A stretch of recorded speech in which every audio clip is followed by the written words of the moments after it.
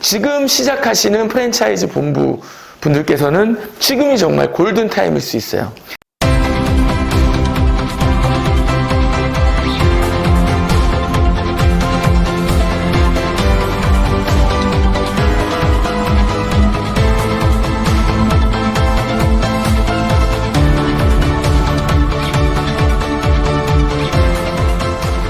네, 안녕하세요. 골목창업의 인싸맨입니다. 자, 제가 지난 주말에 김밥을 사러 가는데 SNS 속에서 광고를 발견했어요. 오늘은 그것에 대해서 노대분으로 제 개인적 의견을 말씀드리려고 합니다.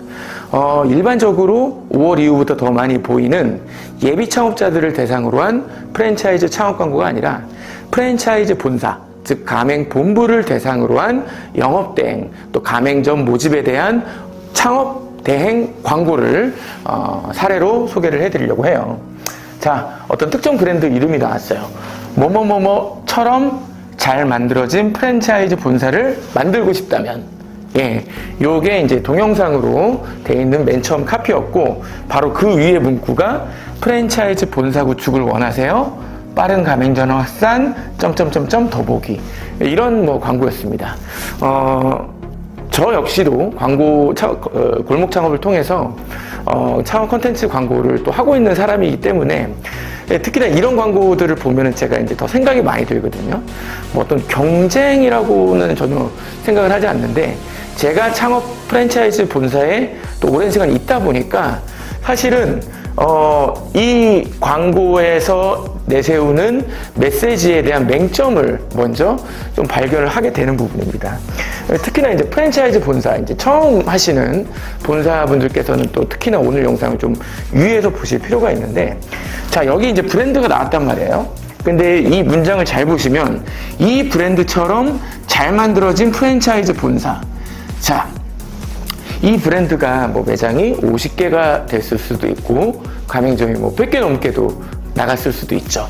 근데 가맹점이 많이 나가든 아니면 어디 방송에 나오든 간에, 자, 그런 어떤 인지도와 브랜드의 어떤 성장세가 이 프랜차이즈 본사가 잘 만들어졌다라고 하는데, 바로 이게 통상될 수 있느냐.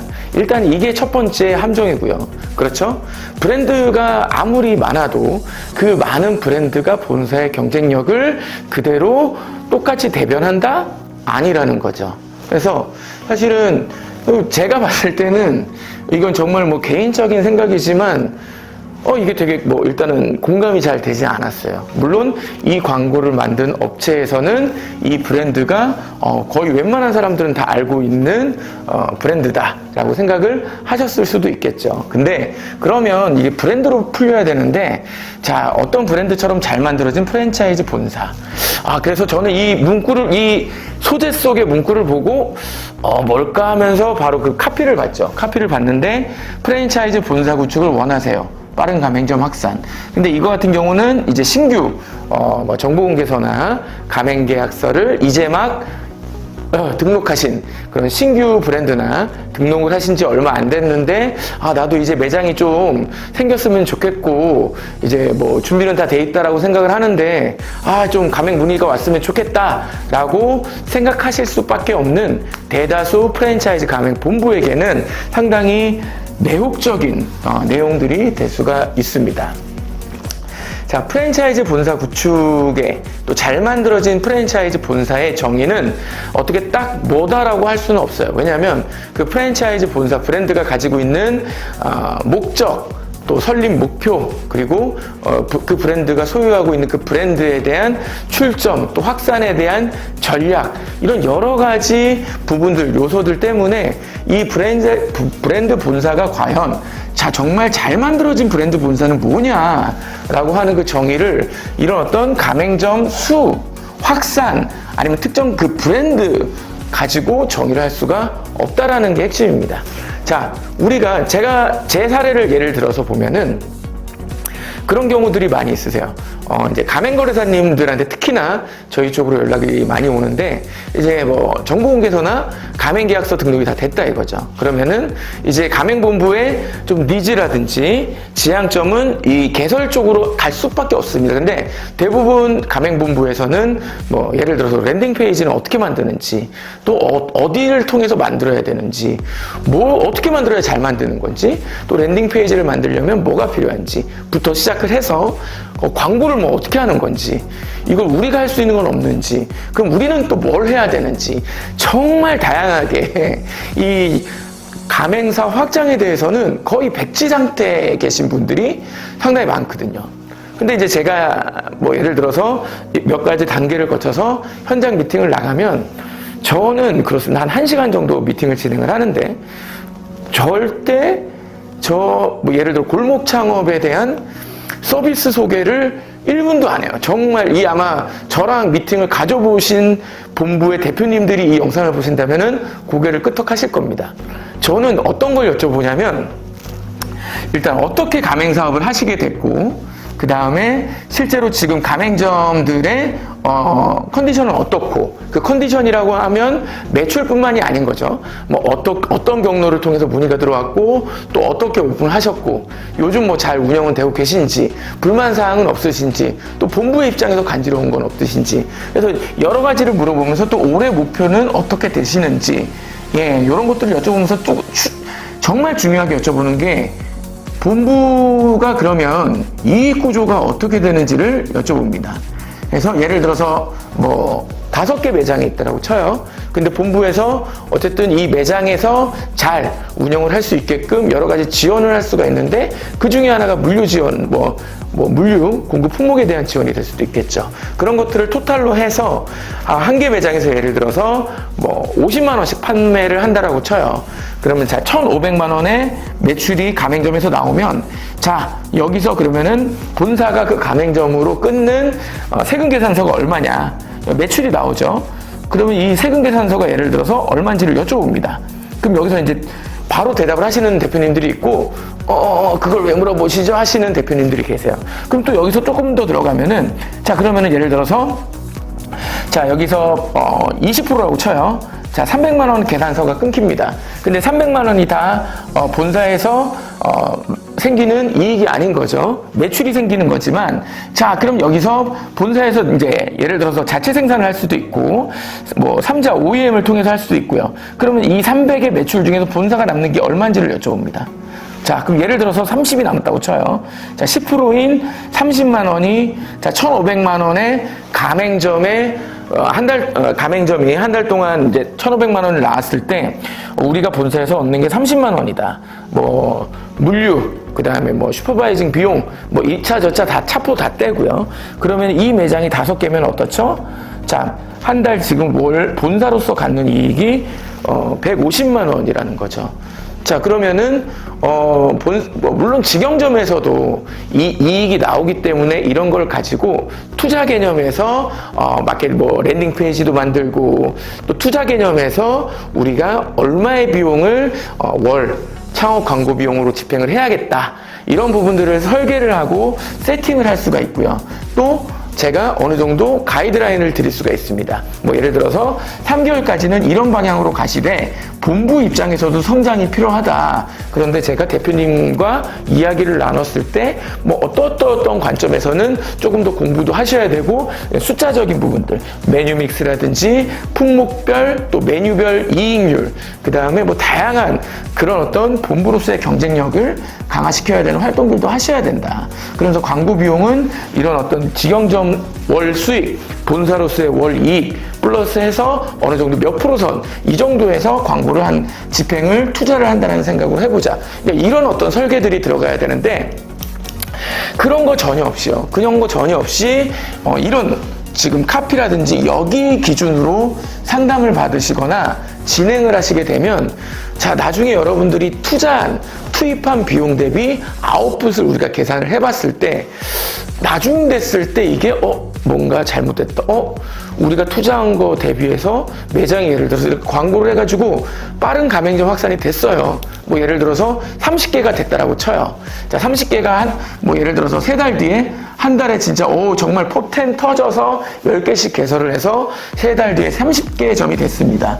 자, 그러면 되게 해피한 거잖아요.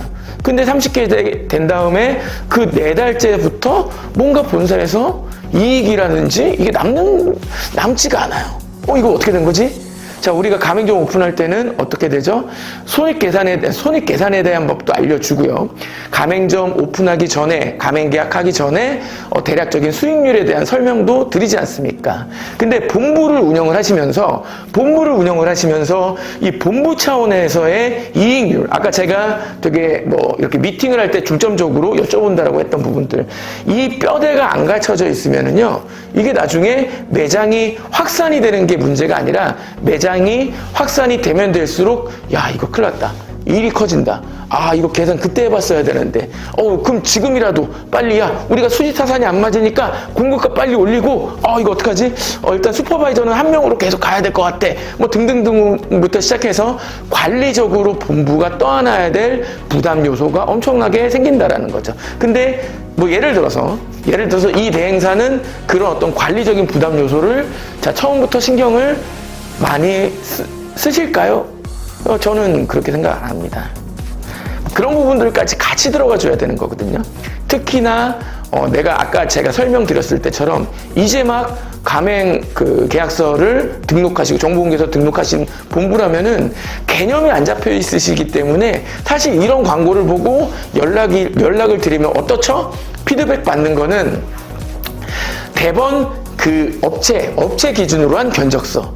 그러니까 본부의 현재 이익 구조라든지, 본부가 약간 무조건 6개월 안에 100개 점? 이게 문제가 이렇게 되면 100개 점 점주님들이 되게 힘들겠다. 이런 본부들도 상담하다 보면 있거든요. 그러면 광고를 6개월 뒤에 하시고 6개월 동안은 어떤 거에 집중을 무조건 해야 된다. 이런 설득을 할 수 있는 게 저는 광고 대행사에서 어느 정도 기능을 갖춰 주셔야 된다는 건데, 광고 대행사들도 본인들의 어떤 이익과 매출이 기준이 된다 그러면 그런 거보다도 좀 처음에는 모집을 하기 위해서 브랜드 인지도가 적으니까 혜택도 많이 주시고요. 그래야 좀 DB가 몰려옵니다.